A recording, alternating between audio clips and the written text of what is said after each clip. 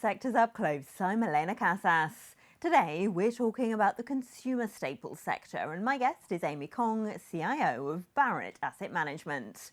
It's the ultimate defensive play for investors, the stocks that theoretically should be immune to recession. The S&P 500 Consumer Staples Index includes grocers, Walmart and Costco, soft drinks makers, Coca-Cola and Pepsi, and consumer goods giants Procter & Gamble and Mondelez, the essential products that consumers can't do without. The sector lost just 2.3% over the last year, far outperforming the wider S&P. Historically, though, it hasn't offered particularly appetising returns. In size terms, Walmart is the biggest player here with a $390 billion market cap, followed by Procter & Gamble, Coca-Cola and Pepsi. So, is it too late to buy in now after these stocks ran up in 2022? Let's ask Amy Kong of Barrett Asset Management. Amy, hi. As we were saying there, we have seen considerable growth in consumer staples over the last year. So are they now overvalued? Is it a bit late to buy in? Hi, Elena. Thank you for having me. I would be cautious going into this sector. As you pointed out, it is one of the top performing sectors of 2022. From a price to earnings ratio perspective and on a forward-looking basis, the entire sector is trading at about 19.5 times, which is pretty substantial when you look at the broader market trading at a forward multiple of 15.5, 16 times. So that really represents roughly 25% premium over the broader market. So I would be very selective going into this group. I do think, though, that there is some legs to the story still, but over the longer run, that kind of valuation levels does give us a little bit of a pause.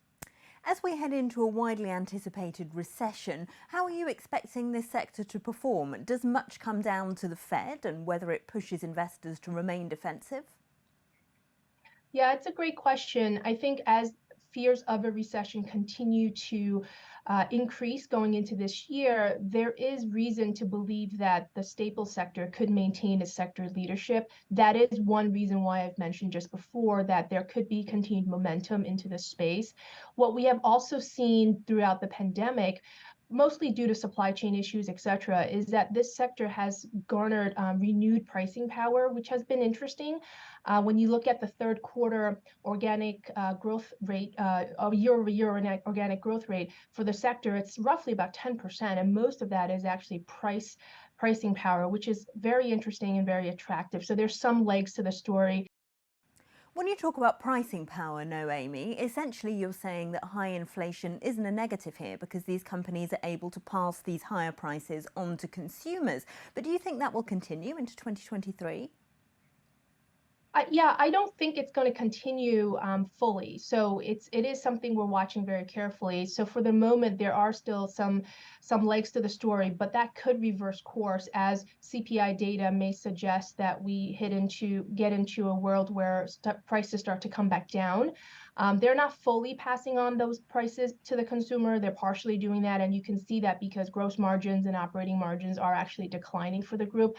But I do think that they've been able to pass some of that to the consumer. That may change. To your point, you can't pass that continuously or sustainably to the consumer. And so as CPI data continues to moderate, which we hope, that leg to the story may break down a little bit.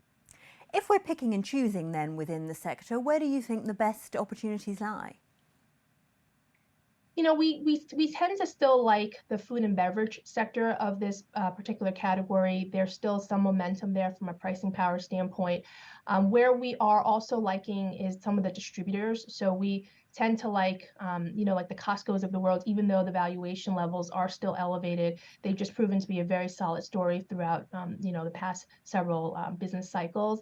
I think when you look at the stories like Walmart and Target, you are seeing that Americans have too much stuff and they've been piling it on during the pandemic. We're starting to see a little bit of a slowdown there. It probably will continue going into the next several quarters as inventory needs to come down. And so there's continued markdowns in that category. So we're shying a little bit away from the general merchandise subsegment. Over the longer term, Amy, do you advise sticking with consumer staples more broadly?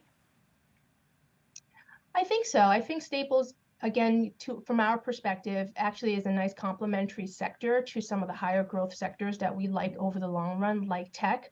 And so we actually like that combination, whether it's between staples or even healthcare, which is another sector that has defensive characteristics.